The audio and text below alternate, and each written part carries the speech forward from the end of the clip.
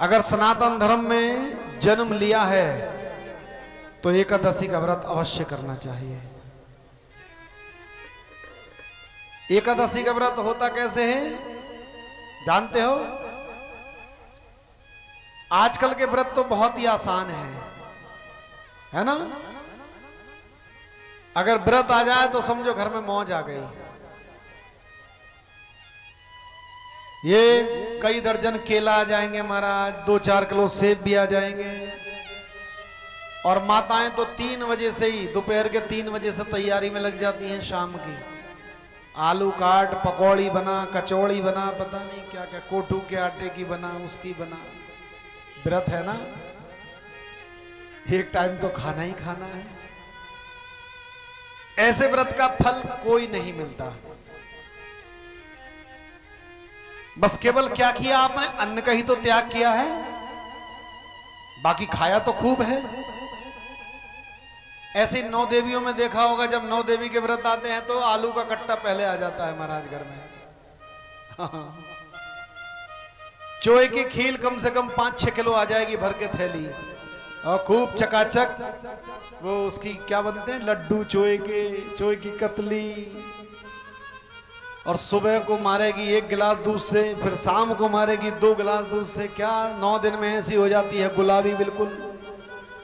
लोग कहते हैं 9 देवियों के व्रत हैं, व्रत आ जाए तो माताएं तो गुलाबी पड़ जाती हैं महाराज। अरे 9 दिन फल मिलेंगे खाने के लिए, अंगूर खाएगी, केला खाएगी, सेब खाएगी, 4 गिलास दूध पिएगी, तो गुलाबी नहीं होगी तो और क्या होगी? हैं? ऐसी 9 देवी तो रोज आए। हाँ, व्रत को बताया है निराहार। एकादश्या निराहार संवत्सरे जनार्दनम। नंद बाबा निराहार व्रत करते थे, करना भी चाहिए। केवल एक लौंग का जोड़ा लेकर, एक लौंग के जोड़े से और अंजन में जितना जल आता है, ये हम यहां बनाते हैं, ये अंजन बनता है, इसमें जितना जल आ जाए उतने जल का पान करना होता है। एक लौंग के जोड़े को लेकर एक प्रातः काल में और एक संध्या के समय लौंग मुंह में रखनी होती है, और उसको रखे रहिए, चबाना नहीं है, आपको भूख नहीं लग सकती। ये व्रत का फल होता है। अगर जो मन से व्रत को करेगा वो, केवल आप 2 लौंग का पूरे जीवन में, पूरे दिन में इस्तेमाल कीजिए। एकादशी के व्रत में संध्या के समय जल पी सकते हैं अगर मन है तो, और मन तो कई चीजों का होता है फिर। लेकिन व्रत जो बताया, अंजन में जितना जल आए उतना ही जल का पान करना चाहिए। ऐसा ही करते थे नंद बाबा, तभी तो उनके घर भगवान श्री कृष्ण पधारे। ये 11 वर्ष की सेवा भगवान की ऐसी थोड़ी मिली नंद बाबा को, व्रतों का फल भी तो है। आज नंद बाबा व्रत करने के बाद स्नान करने के लिए गए, लेकिन स्नान करने प्रातः काल चले गए। और प्रातः काल का मतलब प्रातः काल की संध्या से, बेला से पहले। ध्यान देना जितने भक्त यहां बैठे हैं, रात्रि में किसी जलाशय में स्नान नहीं करना चाहिए।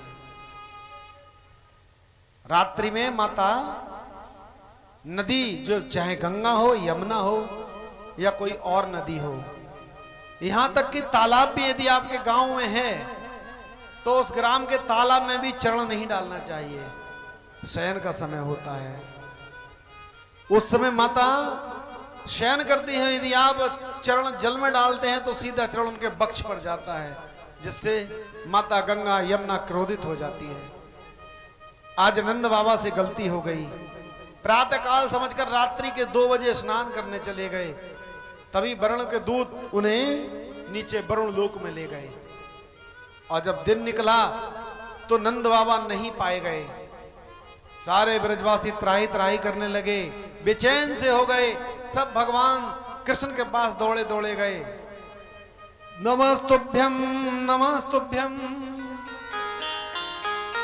नमस्तुभ्यम भगवते। हे भगवान, आपको नमस्कार है, जल्दी चलो। चलकर देखो बाबा नहीं है। और भगवान ने जब आकर देखा तो नंद बाबा थे ही नहीं वहां पर। वस्त्र जरूर यमुना के तट पर रखे हैं लेकिन नंद बाबा नहीं है। भगवान ने तुरंत जल में छलांग लगा दी और सीधे वरुण लोक पहुंच गए। और जब वरुण लोक पहुंचे हैं, वरुण के देवताओं ने भगवान का दर्शन किया तो प्रणाम किया। नमस्तुभ्यं भगवते ब्राह्मणे परमात्मने नायत्न श्रुते मया लोक सृष्टि कल्पना। हे परब्रह्म ब्रह्मा, हे प्रभु भगवान, आपको हमारा नमस्कार है। आज नंद बाबा के ही सहारे सही लेकिन हमें आपका दर्शन तो हो गया। भगवान ने कहा ये हमारे पिताजी हैं, इनको छोड़ दो। तब वरुण के देवताओं ने कहा क्योंकि उन्होंने अर्धरात्रि के बाद स्नान किया है इसलिए हम इनको नीचे ले आए। देखो ये सारा दृश्य नंद बाबा ने देखा तो उन्हें पता चला कि वरुण देवता भी मेरे पुत्र को प्रणाम करता है, भगवान नारायण बताता है। नंद बाबा समझ गए मेरा पुत्र नारायण है। हाथ जोड़कर बोले बहुत बड़ी गलती हुई, हे कृष्ण मुझे तो अब पता चला है कि तुम साक्षात नारायण हो। भगवान बोले पिताजी को अगर ये याद रह गया कि मैं भगवान हूं, ऊपर जाकर कह देंगे सबसे और फिर सब मेरा सम्मान करेंगे, मुझसे प्रेम कोई नहीं करेगा। जो लीला में करने आए हूं इस लीला से वंचित रह जाऊंगा। भगवान ने योग माया को आदेश दिया, योग माया नंद बाबा को सब कुछ भुला दो। और देखो जब जल से ऊपर आए तो आते आते नंद बाबा सब कुछ भूल गए। आज भगवान वरुण लोक से लेकर नंद बाबा को ब्रज पधारे हैं। सुखदेव स्वामी कहते हैं राजन अब समय आया रास लीला का। आज चंद्रमा पूरे आवेश पर है। शरद पूर्णिमा रात्रि चंद्र रात्रि है। सबसे सुंदर रात्रि होती है शरद पूर्णिमा की रात्रि। इसी शरद पूर्णिमा की रात्रि को भगवान ने रास रचाया। और सुखदेव स्वामी कहते हैं भगना पीता रात्रि शरद फुल्ल मल्लिका। ये ऐसी रात्रि है जिसमें सब कुछ खिलता है। देखो रात्रि में सारे पुष्प बंद हो जाते हैं, कुछ ही पुष्प ऐसे होते हैं जो रात्रि में खिलने का भगवान ने आदेश दिया है। लेकिन शरद पूर्णिमा की रात्रि में प्रत्येक पुष्प खिलता है। सबको आदेश दिया मेरे प्रभु ने, सुगंधि से पूरा संसार भर दो। चंद्रमा को आदेश दिया तुम पूरे यौवन के साथ अपनी छटा को बखेरो, क्योंकि आज हम रास रसाने जा रहे हैं। रास क्या है? कुछ लोग रास को गलत वे में ले जाते हैं। भगवान ने रास का मतलब प्रेम बताया है। भगवान गोपियों से प्रेम करते थे। और वो गोपी कौन है? गोपी का अर्थ क्या है? गोपी गोपनासता, जिसका सब कुछ कृष्ण है वो गोपी है। अगर आप सोचे कि आप गोपी हैं, आप गोपी नहीं बन सकते। जिसका खाना, जिसका गाना, जिसका दिन, जिसकी रात, सब कुछ कृष्ण है। उठे तो कृष्ण, सोए तो कृष्ण, खाए तो कृष्ण, स्नान करे तो कृष्ण। केवल जीवा में इस आंखों से जिसको केवल कृष्ण का दर्शन हो वही तो गोपी है। सुखदेव स्वामी कहते हैं राजन रास भगवान का रस है। रास का अर्थ क्या है?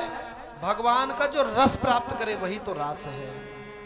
रसो वै रसमया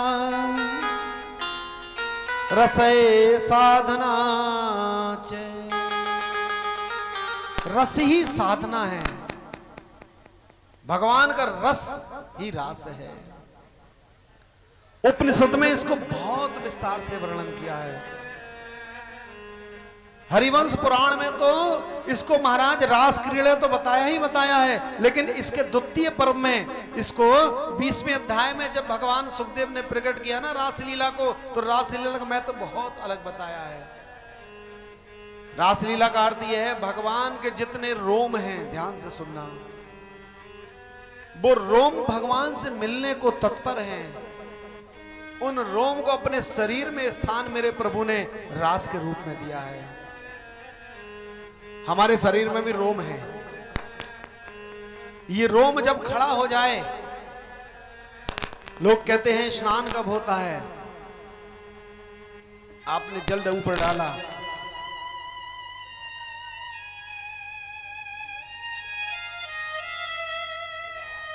और जल डालने के बाद में आपने साबुन लगाया, साबुन लगा के आपका स्नान नहीं हो सकता, आप नहा सकते हैं। ये नहाना शरीर का है, स्नान तो भगवान का रास है। स्नान वो है जब भगवान की कथा सुनते सुनते रोम खड़ा हो जाए, शरीर से जल निकलने लगे, ऐसा लगे पूरे शरीर पर दाने दाने से हो चुके हैं, ऐसा लगे सारे देवी देवता प्रकट खड़े होकर भगवान का इस कथा का रसास्वादन कर रहे हैं। उसको रास कहते हैं। हम रास का मतलब गलत निकालते हैं, लेकिन कौन? वो लोग जो इस चीज से अज्ञानी हैं, ना समझ हैं। रास तो भगवान के रोम है, और रोम रोम में गोपी को भगवान ने बसाया है। कृष्णस्तु यौवना दृष्टि निशि चंद्रमा शोभनम। भगवान सुखदेव स्वामी कहते हैं, राजन, जब भगवान त्रेता युग में थे और वनों में घूम रहे थे, माता सीता को ढूंढते फिर रहे थे, उस समय वहां के वृक्ष, वहां की लताएं, वहां के संत, सबने बड़ी कामना मन में की थी कि हे राम, हम आपके साथ रहना चाहते हैं। तो भगवान ने कहा, हे देवताओं, हे संतों, हे वृक्षों, हे लताओं, मैं अब तो मर्यादा में बंधा हूं, परंतु मैं जब पूर्ण अवतार कृष्ण अवतार लेकर आऊंगा, तब तुम्हें एक नहीं पूरे 6 मास तक अपने साथ रखूंगा। आज भगवान ने ब्रह्मा को आदेश दिया, ब्रह्मा, इस रात्रि को 6 मास का कर दो, और जितने पुरुष ब्रज में हैं सबको गहरी निंद्रा में सुला दो। योग माया ने ये कार्य किया, सारे पुरुष गहरी निंद्रा में सो गए, और भगवान कहते हैं केवल उसको जगाना जो गोपी है। गोपी मतलब जिसका सब कुछ कृष्ण है। कार्तिके पूर्णमास्या तो कृत्वा चेरास मंडल। और भगवान ने पूरा गोपी मंडल को पुकारना प्रारंभ किया। सारी गोपी जिस काम में लगी थी, काम को छोड़ दिया, क्योंकि भगवान ने वेणु बजानी प्रारंभ कर दी।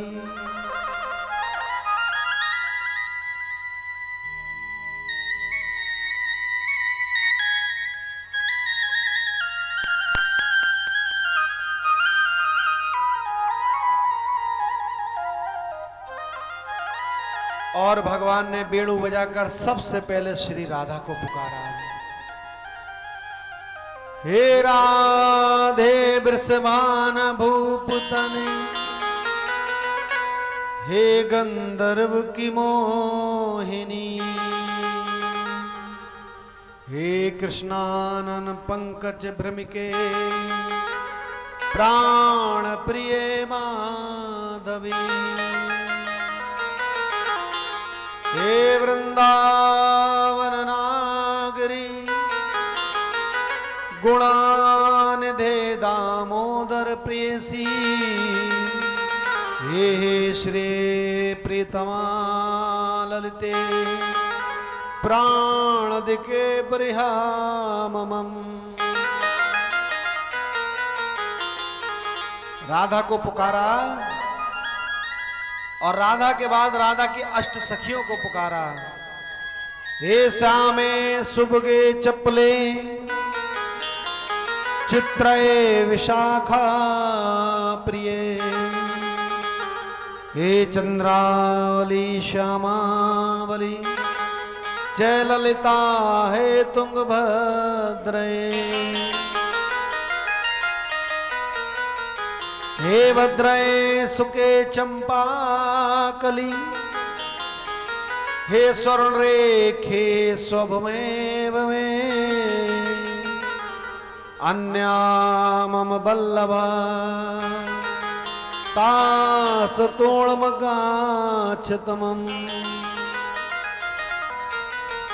और भगवान राधा की अष्ट सखियां दौड़ी चली आईं और भगवान ने बांसुरी की धुन को छेड़ दिया। बंसी जोर की बजाई रे नंद लाला।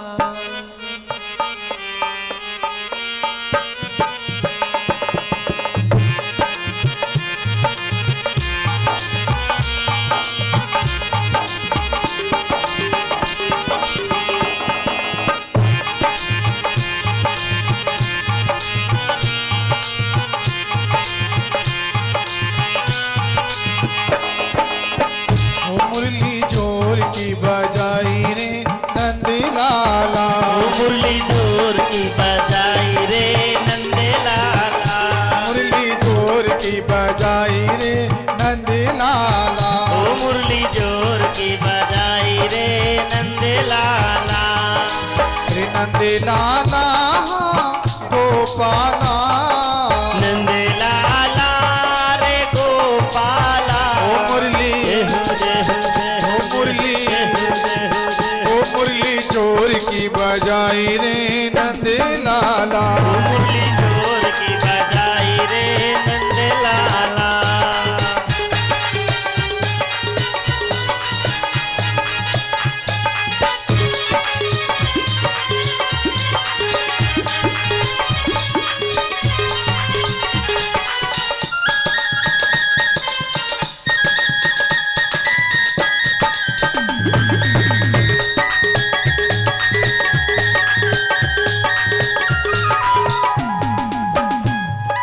और जब भगवान ने मुरली बजाई तो जो गोपी जो काम कर रही थी उस काम को छोड़ दिया।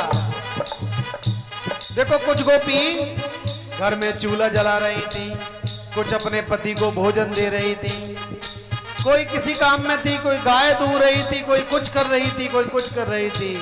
लेकिन जब वेणु की धुन कान में पड़ी तो सब काम को छोड़ दिया। हरी साग लियो हमें दार तनिक, पानी कठोर कटको है, रोटी लेके आए गई है, कानन नाही सुनो मरी, कानन नाही सुनो मरी। पति कहता है अरे भाग्यवान, रोटी तो लाकर दे दी लेकिन थोड़ा जल भी तो दे दे, कौर गले में अटक रहा है। लेकिन देखो महाराज, वो पति की बात को नहीं सुन रही है, वो तो केवल वेणु की धुन को सुन रही है।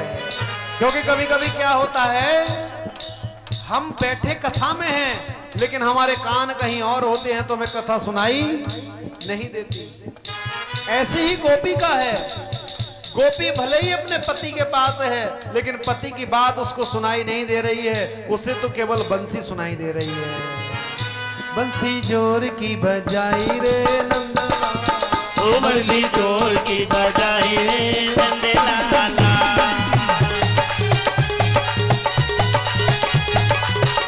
लाला रे गोपाला।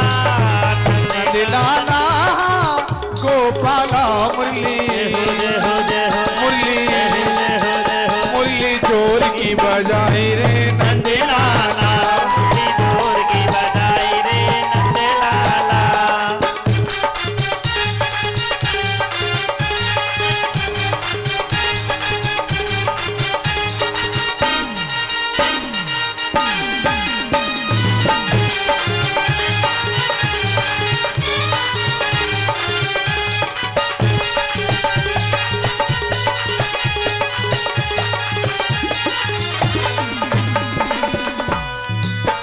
उसका पति एक, देखो भगवान बड़ा सुंदर वर्णन करते हैं।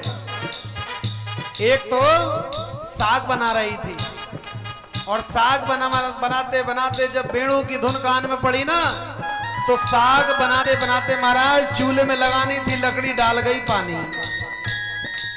दार में दूध अंगार में चावल, जहां डालना तो सब कुछ उल्टा हो रहा है। दार में दूध अंगार में चावल, साग परोसते गोबर परसो। उसका पति बोला थोड़ा साग दे दे, तो गोबर उठाया, गोबर आगे रख दिया महाराज। उसे यही नहीं पता कि मैं साग परोस रही हूं, गोबर परोस रही हूं। खीर में नून मिलाए गई, और खीर में डालना था शक्कर, उसकी जगह नमक मिला गई।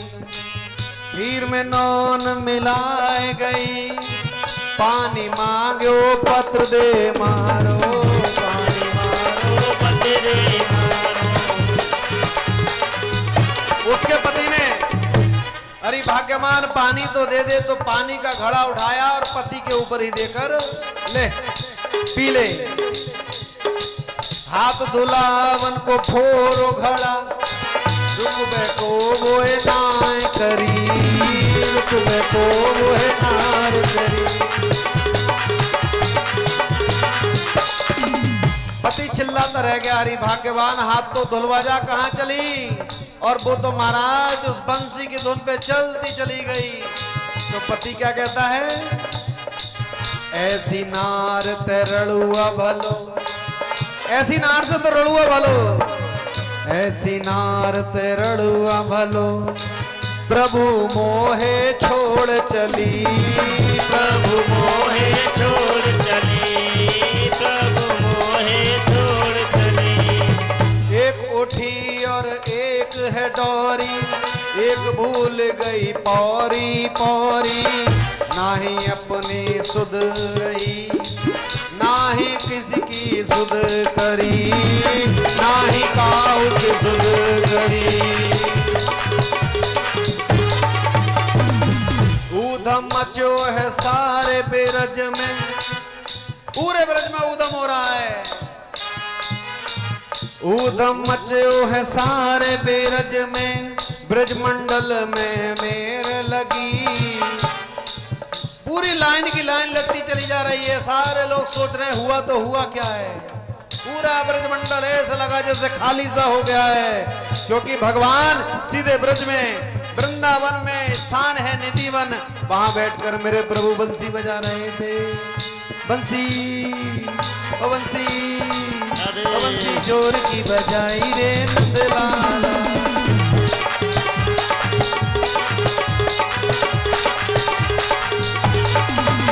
और मुरली की आवाज मैंने कुएं पे सुनी थी, मुरली की आवाज मैंने कुएं पे सुनी थी, और मुरली की आवाज मैंने कुएं पे सुनी थी, मुरली की आवाज मैंने कुएं पे सुनी थी। ओ लल्ला ओ लाला ओ लाला, सोता छोड़ आई रे नंदी लाला, ओ लाला छोटा छोड़ आई रे नंद लाला, रे नंदी लाला गोपाला, नंदी लाला गोपाला। ओ मुरली ओ मुरली ओ मुरली जोर की बजाई रे नंदी लाला, ओ मुरली जोर की बजाई रे नंदी लाला।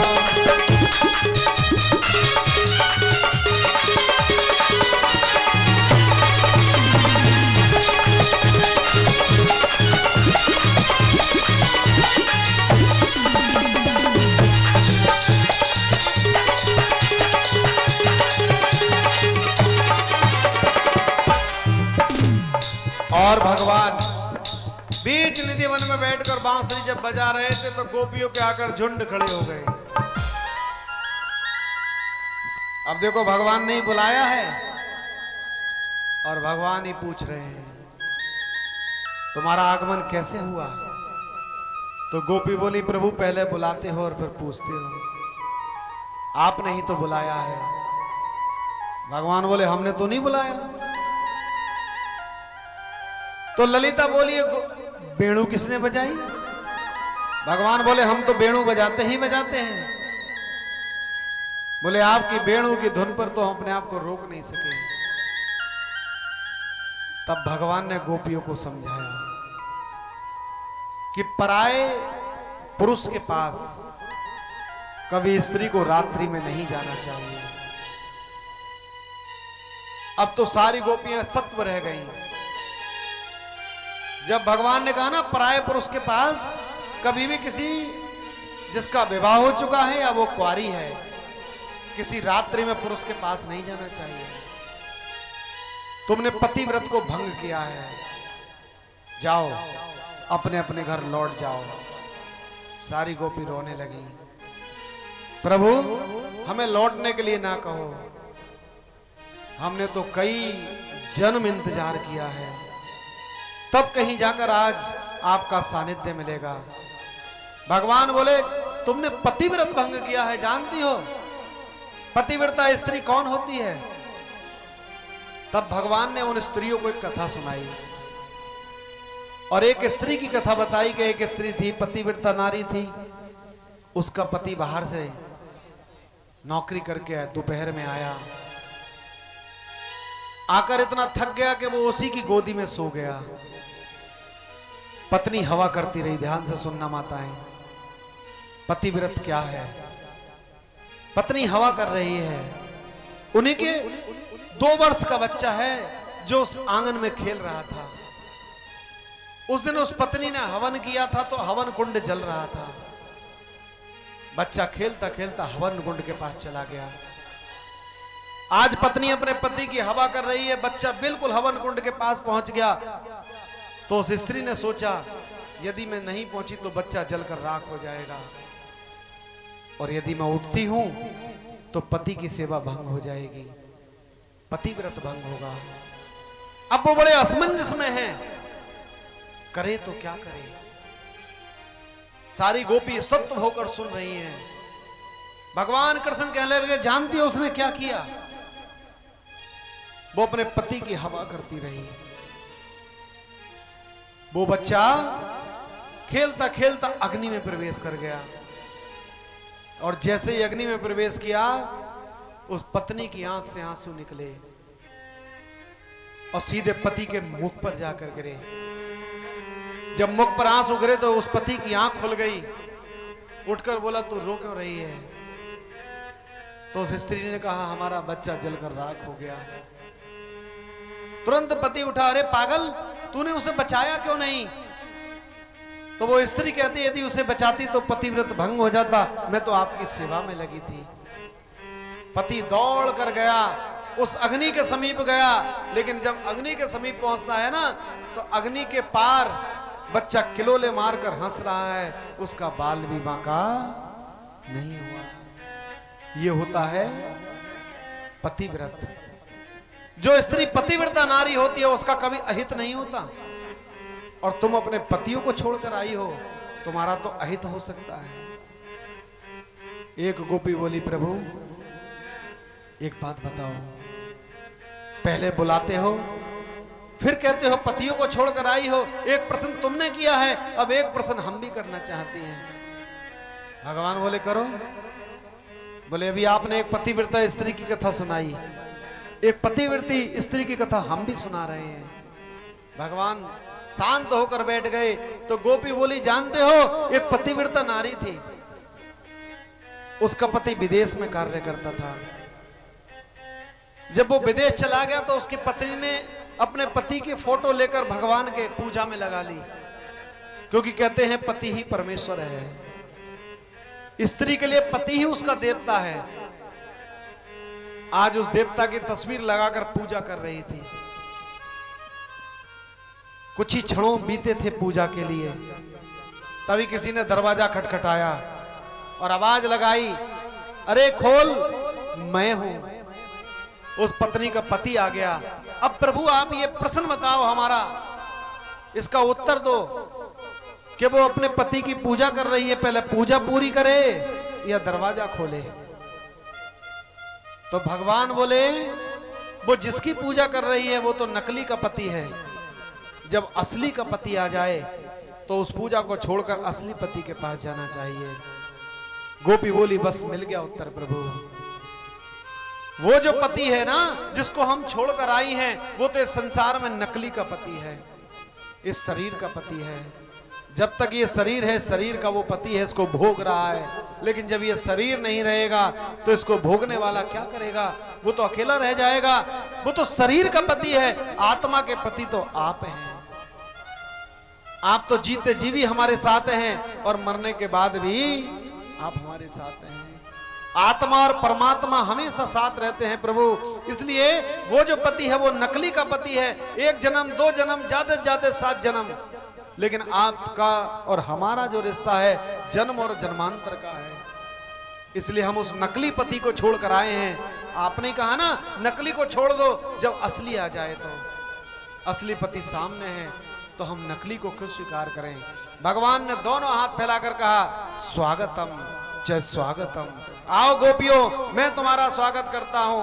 और फिर भगवान ने बाहों में बलैया डालकर उन गोपियों के साथ नृत्य किया।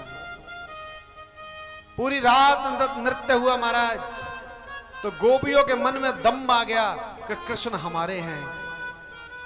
और सुखदेव कहते हैं भगवान को सब कुछ प्रिय है, लेकिन जहां दम आ जाए भगवान को प्रिय नहीं है। जब दम आया ना तो भगवान गोपियों को छोड़कर अंतर ध्यान हो गए। अब तो गोपियां व्याकुल हो गई, बेचैन हो गई।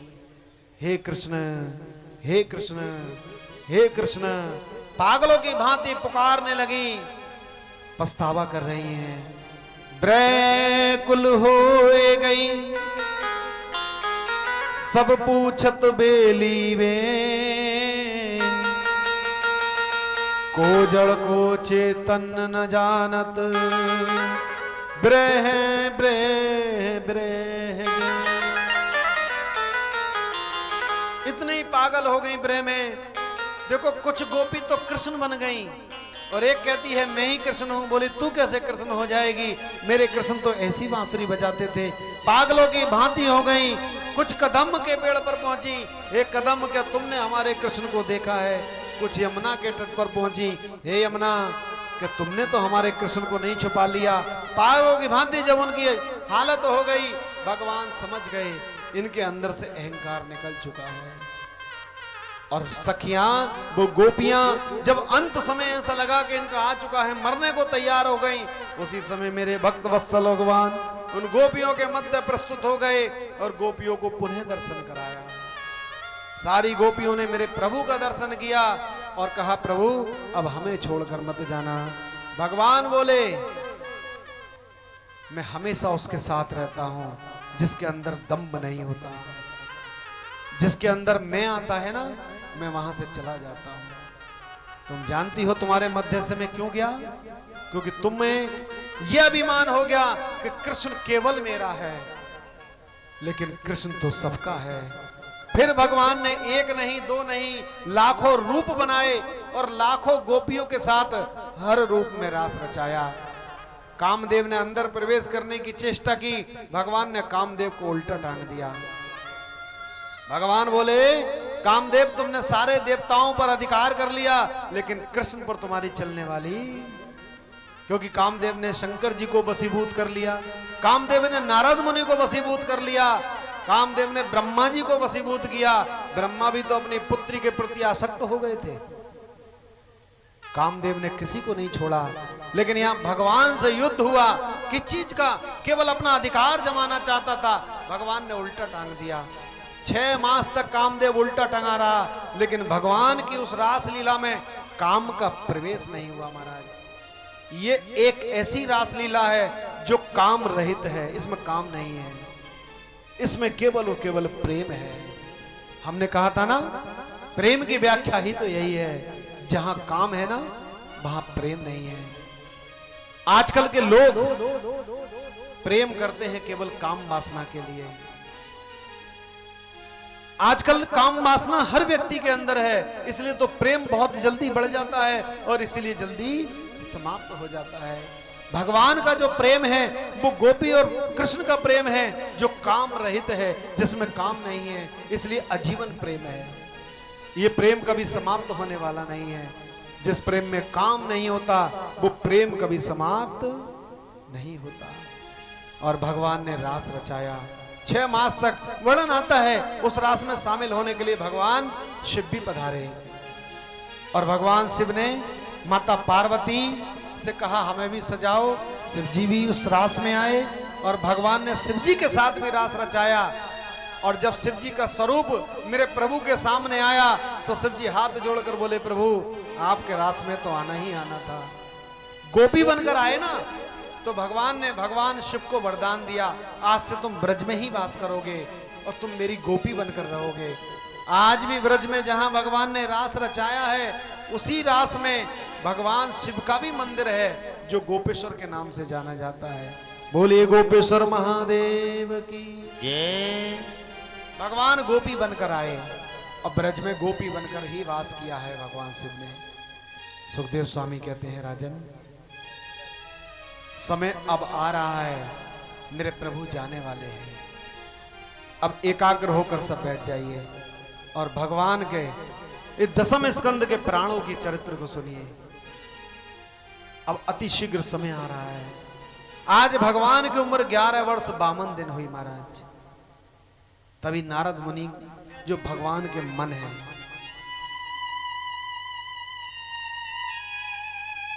भगवान ने अपने मन से कहा, नारद जाओ कंस को उपदेश देकर आओ। और भगवान के मन कहे जाते हैं नारद। नारद जी महाराज कंस के पास पहुंचे और कंस से कहा, हे कंस तुम क्यों इतने परेशान हो? कंस ने कहा, मैं इसलिए दुखी हूं क्योंकि मेरे सारे राक्षस मारे गए, लेकिन कृष्ण को मारने में हम सफल ना हो सके। तो नारद मुनि ने बताया, एक काम करो, अपने घर पर तो चींटी भी शेर होती है, तुम उन दोनों बच्चों को यहां बुलवा लो और जब यहां आ जाएंगे तो तुम्हारे पास तो बहुत बहुत बड़े योद्धा हैं, उन योद्धाओं से उनको मल्ल युद्ध करवा देना और मरवा देना। देखो युक्ति बताई और नारद जी तो चले गए महाराज। तुरंत कंस ने उसी रात्रि में सभा बुलाई और सभा बुलाकर सारे अपने सेनापतियों को बताया कि कल कौन ऐसा है जो कृष्ण को लेने जाएगा। कल कृष्ण को लेने जाना है, परसों उसको लेकर आना है और परसों ही खत्म कर देना है। ये सारी सलाह रात में चल रही थी, परंतु उस समय महाराज जो भगवान के परम भक्त हैं अक्रूर जी महाराज, जो भगवान के चाचा हैं और कंस के सेनापति हैं, मंत्री हैं, कंस ने कहा यह काम अक्रूर कर सकते हैं। अक्रूर को बुला भेजा। अक्रूर से कहा, अक्रूर तुम प्रातःकाल सीधे ब्रज जाना और ब्रज में जो वसुदेव के दोनों पुत्र हैं बलराम और श्री कृष्ण को लेकर आना है। बड़े प्रसन्न हुए अक्रूर जी महाराज, क्यों ना हो, क्योंकि कृष्ण से मिलने का सौभाग्य प्राप्त हो रहा है। लेकिन कुछ सैनिकों ने बताया, जानते हो अक्रूर जी क्यों बुलवा रहे हैं? उन छोटे छोटे बच्चों को मारने की योजना बनाई है। अक्रूर जी का मन दुखी हो गया, बोले कितना क्रूर है ये कंस, उन छोटे छोटे बच्चों को इन बड़े बड़े राक्षसों से मरवा देगा। लेकिन देखो राजा की आज्ञा है तो जाना तो पड़ेगा। मथुरा से ब्रज की दूरी कोई ज्यादा नहीं है, केवल 6-7 किलोमीटर की है, लेकिन 6-7 किलोमीटर की दूरी को तय करने में एक नहीं दो नहीं पूरे 12 घंटे लगे महाराज। क्यों? क्योंकि जब रथ में बैठते हैं तो भगवान का ध्यान करते हैं और भगवान का ध्यान करते हैं तो समाधि में चले जाते हैं, तो जो उनके घोड़े हैं ना वो अलग दिशा में चले जाते हैं और जब आंख खुलती है, अरे मैं तो गलत दिशा में आ गया, फिर घोड़ों को ब्रज की ओर कर देते हैं, फिर भगवान का ध्यान करते हैं। इसी प्रकार से अक्रूर जी महाराज रास्ता भटक जाते हैं महाराज, भगवान का ध्यान करते करते रास्ते भटक जाते हैं। सुखदेव स्वामी कहते हैं, राजन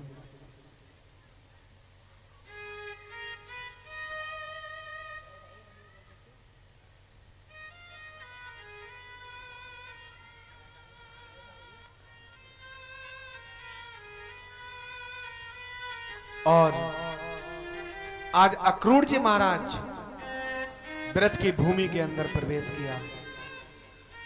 देखो आज वो दिन आ गया है जब भगवान की उम्र हुई 11 वर्ष और 54 दिन, 2 दिन और रह गए हैं और 2 दिन के बाद कृष्ण इस ब्रज को छोड़कर चले जाएंगे। भगवान को भी आभास है कि केवल 2 दिन मेरे पास रह गए हैं। और श्रीमद् भागवत में वर्णन आता है कि भगवान एक बार जब ब्रज को छोड़ दिया फिर कभी ब्रज लौट कर नहीं आए, कभी नहीं आए। आज 2 दिन शेष रह गए हैं। तभी भगवान, क्योंकि पता चल गया ना कि उद्धव जी अक्रूर जी चल पड़े हैं। भगवान के मन नारद ने सारी सूचना दे दी थी, तो उन्हें तो पता चल गया कि केवल अब कुछ ही क्षण शेष हैं, अक्रूर जी का आगमन होगा और मैं यहां से प्रातः काल चला जाऊंगा।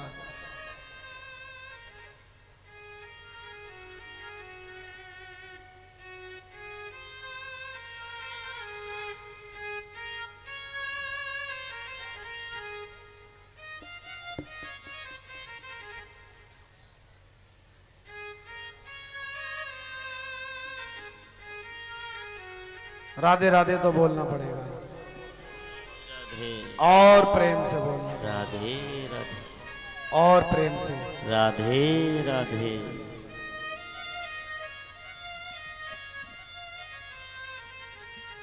और कुछ दानदाता हैं, नन्ही मुन्नी बच्ची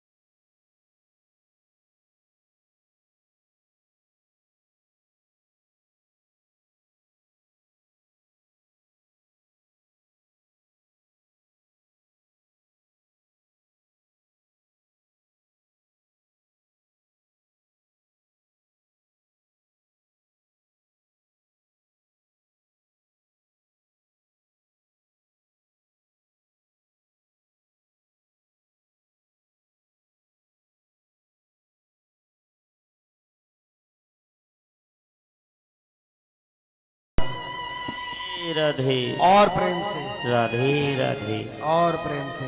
राधे राधे। एक निवेदन है कि आगे जो बैठे हैं भैया ये चहलकदमी ना करें। जिसे बैठना है वो बैठा रहे और जिसे उठना है वो पीछे जाकर बैठ जाए। जिसे बार बार उठने की जरूरत पड़ती हो तो वो पीछे चला जाए। व्यवधान होता है थोड़ा सा, फिर कथा हमारे भी हम भूल जाते हैं। हाँ, इसलिए जिसे एक बार बैठना है वो आगे वही बैठे जो बैठ सकता है, और जिसको बैठने की सामर्थ्य नहीं है तो वो अपने पीछे कुर्सी डालकर बैठ जाए, जिसको बार बार उठना है। अब भगवान आज गऊओं को लेकर चले।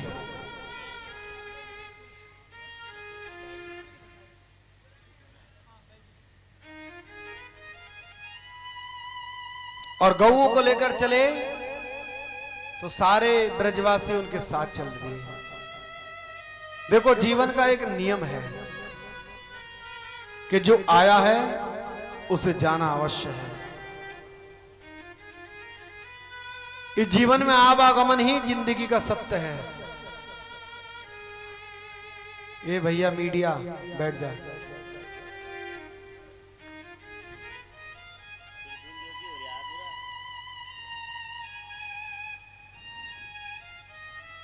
आज भगवान गऊओं को लेकर चराने के लिए गए। कौन नहीं जानता कि केवल एक दिन मेरा शेष ब्रज में रह गया है। जब बेटी भी विवाह का समय आता है और एक दिन शेष रह जाता है, पता चलता है ना कल बारात आने वाली है, तो माता पिता भी बहुत रोते हैं और बेटी भी रोती है, क्योंकि वो जानती है कि मैं आज की मेहमान इस घर में हूं। जब तक दिन निश्चित नहीं होता, जब तक कोई दुख नहीं होता, लेकिन जब तक निश्चित हो जाता है कि उस दिन जाना है तो दुख होता है महाराज। और एक घर में पिल्ला भी पाल लो ना, उससे भी प्रेम हो जाता है। वो भी छोड़कर जाए तो बहुत दुख होता है। और यहां तो 11 वर्ष और 54 दिन भगवान इन गोपियों के, माता यशोदा के, नंद बाबा के साथ रहे।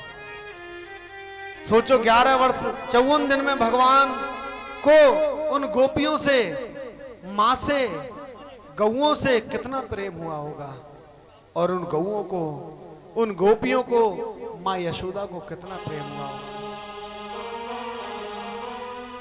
आज जब भगवान गऊ चराने गए ना तो वन में जाकर बैठ गए।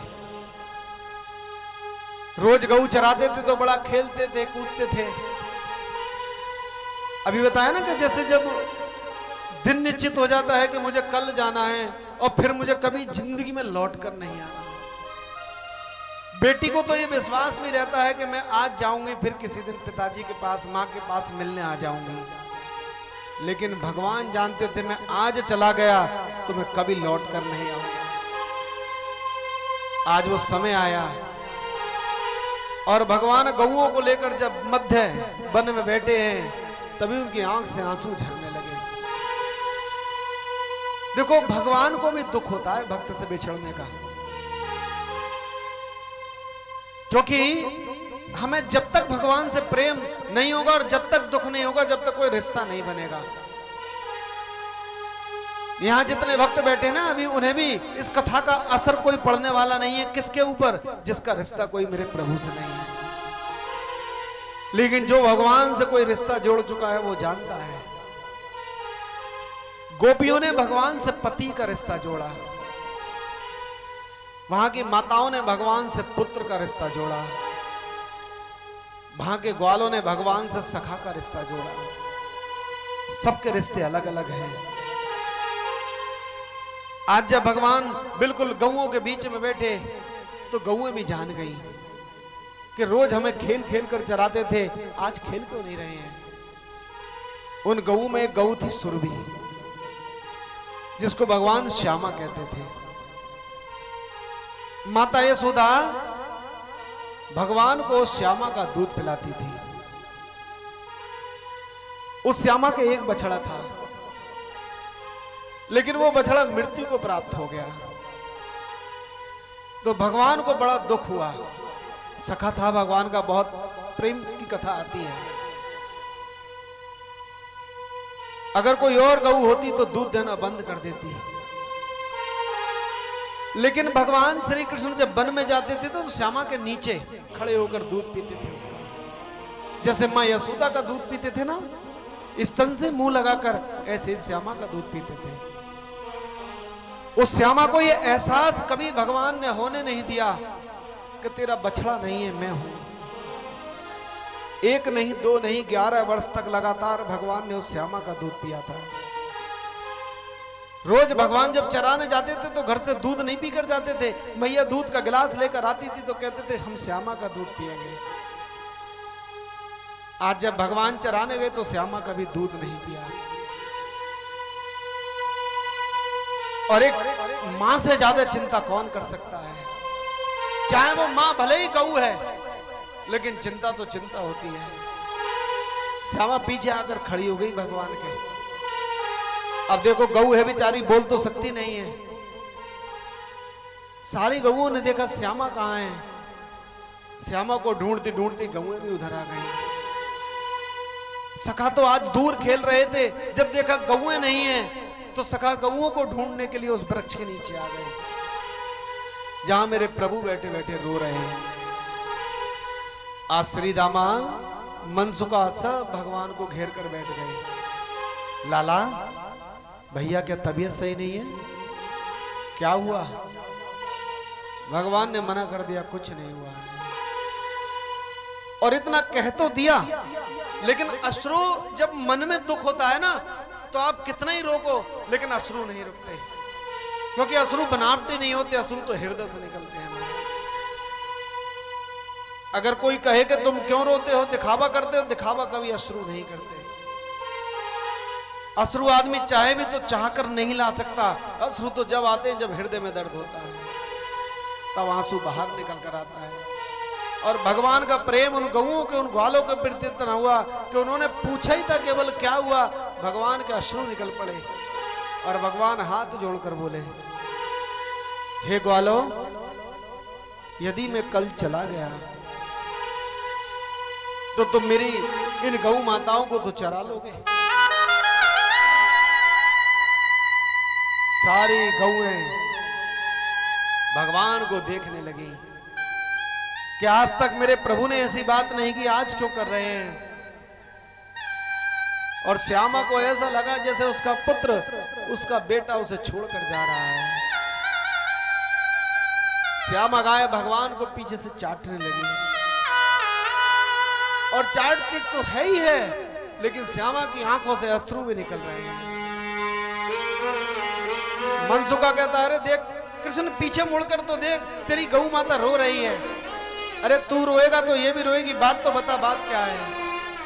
भगवान ने पीछे मुड़कर देखा, श्यामा तो ऐसे रो रही थी, क्या माँ यशोदा रोती थी जो श्यामा रो रही थी। भगवान ने तुरंत माता गऊ श्यामा को अपने सीने से लगा लिया। माता के आंसू पहुंचने लगे। बेचारी गऊ है, बोल तो पा नहीं रही है, लेकिन समझती तो सब है। इधर सखाओं को एहसास नहीं हुआ अभी कि कृष्ण जाने वाले हैं, लेकिन माता गऊ समझ गई है कृष्ण चला जाएगा। एक मां को आभास हो जाता है, क्योंकि मां जैसा प्रेम किसी का नहीं होता। माता पिता का प्रेम तो महाराज ऐसा प्रेम होता है कि उस प्रेम की व्याख्या किसी पुस्तक में, किसी ग्रंथ में नहीं है। इसलिए तो माता पिता सारे तीर्थ धाम कहे जाते हैं। भगवान गणेश को अग्रज क्यों माना जाता है? क्योंकि गणेश जी महाराज ने केवल माता पिता की परिक्रमा की, उन्होंने किसी तीर्थ की परिक्रमा नहीं की। माता पिता की परिक्रमा करने वाला गणेश अग्रज हुआ। यही तो माता पिता का प्रभाव है। आज गौ माता रो रही है। भगवान ने हाथ जोड़कर कहा, रोने की कोई बात नहीं है, क्योंकि जो आया है उसे जाना जरूर है। भगवान से सखा कहने लगे, बात तो बताओ, बात क्या है? भगवान बोले, कल कहीं हमें जाना है, बस हमसे वादा करो कि हमारी गऊएं चरा लोगे। मनसुका बोला, लाला 1-2 दिन के लिए जा रहे हो तो हम चरा लेंगे। और भगवान बोले, यदि हमेशा के लिए जाएं तो? और जब इतना कहा तो तुरंत मनसुका ने भगवान के मुख पर हाथ रख दिया। आज तो कहा, आज की बात मत कहना। सारे सखा भगवान को घेर कर बैठ गए। लेकिन कहते हैं संसार का ये नियम है कि जो आया है उसे जाना है। मिलके बिछड़ना है, एक दिन मिलके बिछड़ना है एक दिन, ऐसी ये दुनिया की रीत रे, रीत रे।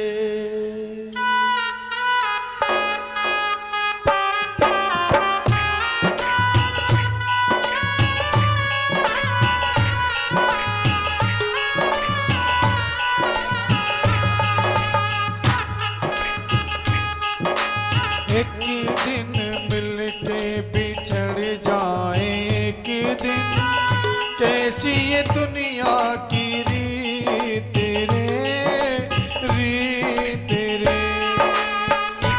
दिन मिलके बिछड़ जाए एक दिन कैसी ये दुनिया की रीत रे, रीत रे। अपने अपने अपने पराए हो जाए के दिन किसने बनाई ये रीत रे, रीत रे। दिन मिलके बिछड़ जाए एक दिन ऐसी ये दुनिया की रीत रे, रीत रे।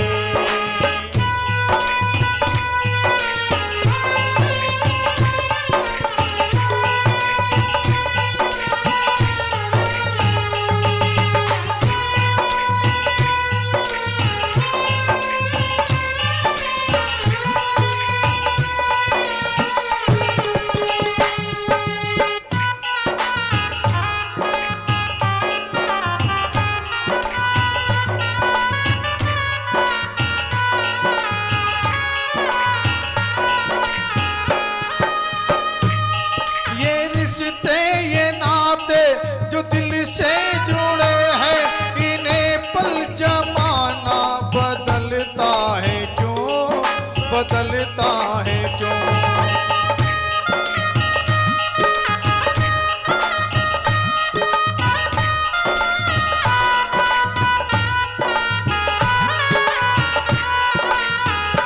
प्यारी बन के जो सांसों में हर पल रहे, बह के आंसू आंखों से वो ढलता है क्यों, ढलता है क्यों। सपने सपने सपने समर कर बिखर जाए के दिन ऐसी ये दुनिया की रीत रे, रीत रे। एक दिन मिलके बिछड़ जाए एक दिन ऐसी ये दुनिया की रीत रे, रीत रे।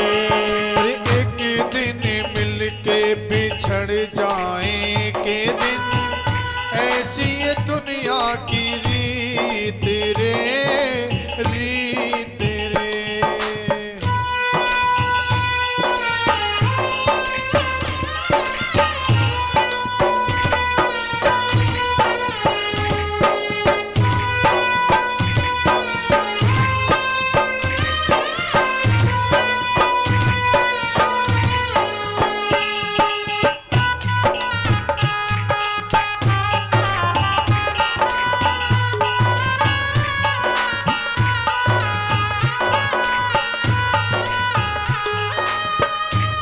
विदाई के मारी जुदाई नहीं है, जुदाई नहीं है। ये आंखों का धोखा सच्चाई नहीं है, सच्चाई नहीं है।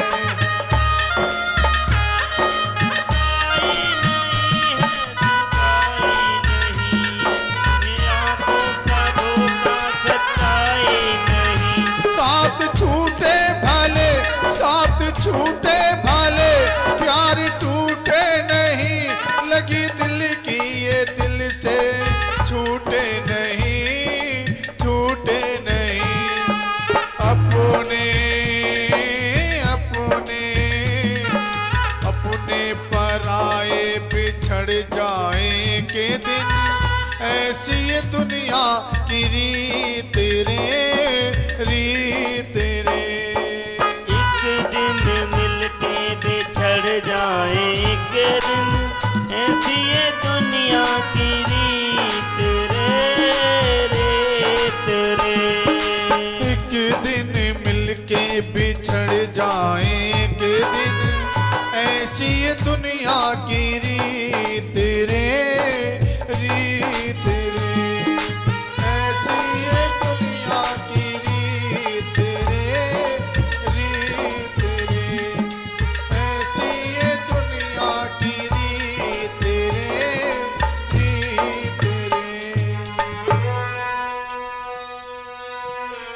और भगवान आज सीधे घर की ओर प्रस्थान करेंगे। गऊ चराने में मन नहीं लगा। देखो रोजाना जब घर आते थे ना तो मैया रोज छत पर खड़े होके अपने लाल की राह देखती थी। आज भी देख रही है। लेकिन जब भगवान आते थे तो हंसते हुए माता को दूर से ही प्रणाम करते थे। आज मेरे प्रभु का चेहरा उतरा हुआ है। और जब रास्ते में आ रहे थे तो उधर से अक्रूर जी मिले आते हुए। संध्या का समय हो चुका था। अक्रूर जी को प्रणाम किया मेरे प्रभु ने। अक्रूर जी ने सारी बात बताई कि कंस ने तुम्हें मारने के लिए बुला भेजा है। भगवान बोले काका हमसे तो ये बात कह दी आपने, लेकिन घर जाकर मैया से मत कहना। अगर तुमने मैया यशोदा से कह दिया हमें मारने के लिए बुला भेजा तो वो कभी नहीं भेजेगी, और वो नहीं भेजेगी तो आगे की लीलाएं पूर्ण कैसे होंगी। अक्रूर जी बोले कहना तो पड़ेगा। बोले हम खुद कह देंगे, आप चलो हम पीछे से आएंगे। अक्रूर जी ने पहले प्रवेश किया। नंद बाबा ने बहुत स्वागत किया। मैया यशोदा को बताया अरे सुन यशोदा अक्रूर आए हैं, अक्रूर आए हैं मथुरा से। मैया समझ गई कि जो प्राणी आज तक नहीं आया वो आज क्यों आया है। देखो मैया का मन जो है ना पहले से पहले ही सब कुछ भांप लेता है। ये मां का हृदय होता है। मां तो समझ गई कुछ दाल में काला अवश्य है। अक्रूर के आने का मतलब क्या है। अक्रूर जी को बैठाया, जल का गिलास लेकर आ रही थी। नंद बाबा पूछने लगे अक्रूर जी कैसे आना हुआ। कहते हैं सच्चाई कभी छिपती नहीं है। अक्रूर जी के मुख से निकल गया कृष्ण को लेने आए हैं। और जब इतना कहा कृष्ण को लेने आए हैं, जो जल का पात्र हाथ से छूट गया। जो मैया ये समझ रही थी ना कि कृष्ण को लेने आया होगा जरूर, वो बात सब